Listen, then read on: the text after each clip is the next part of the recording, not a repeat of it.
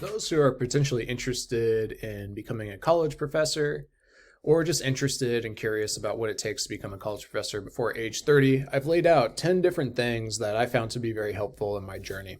So starting at the very beginning from undergraduate, first thing is to stand out in your classes. Make sure that, the professors know who you are.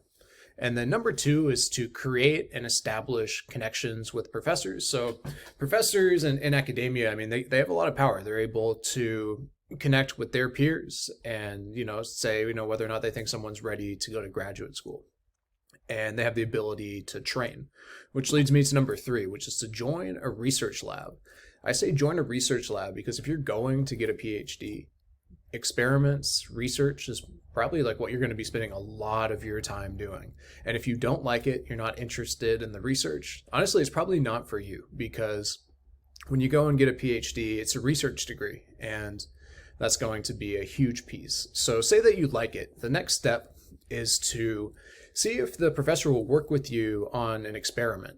And if you're able to do this, it'll show the graduate schools that you're able to work on studies and be able to put out good work. And just with them seeing this, they'll be very excited to see. Perhaps you can go to a conference and present what you have.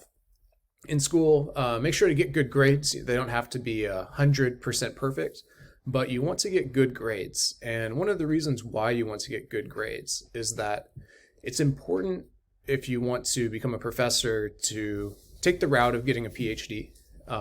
Sometimes you can teach a couple classes with a master's degree, and that could be great. But if you want to be a college professor, tenure track, almost with no exceptions, do you need a PhD, except for some things like perhaps like engineering. And if you're able to get into a program that pays for your tuition, many PhD programs pay for your tuition, then you would want to do this. So if you work hard enough, you have good enough research, you get letters of recommendation from different colleagues across the university, you stand a good chance of getting into a PhD program that'll pay for your school. And that's so important. Next is to pick your graduate school based on a few things. So one is that you want to have funding if possible. Another is you'd like to go to a good school, one that has some prestige if possible, because that does carry weight when you're applying to become a professor at different universities. But maybe the most important thing is to pick your graduate program based on who your advisor is going to be.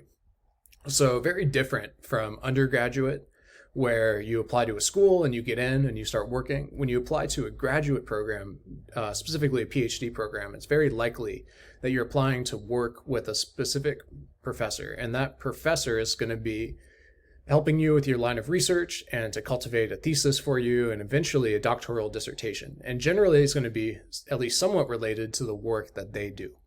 So be very careful with who you're picking for your advisor, because this is a very, very big deal, because this is going to shape your career. And having a good advisor is kind of make or break in a lot of times. While you're in graduate school, create your own independent line of research, one that you can do on your own.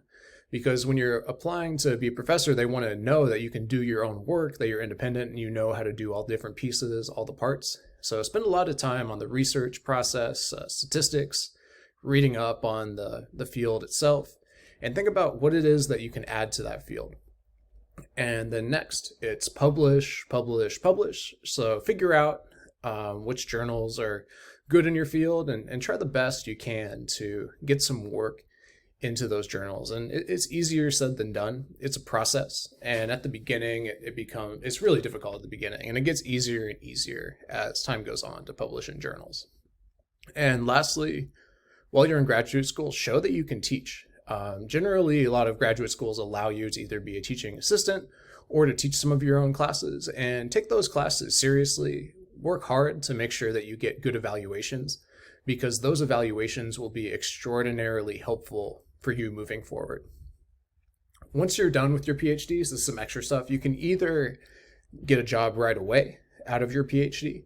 If you want to go to a strong research school, more times than not, you'll have to go to a postdoc. And there's some other ways you can go. Take the visiting assistant professor route. So I did a 1-year visiting assistant professor before I got my tenure track position. So yeah, those are some of my tips and tricks to becoming a professor. And if you're able to kind of line those out along a time frame, you can get there before age 30, like I did. Thank you so much for listening, and have a great day.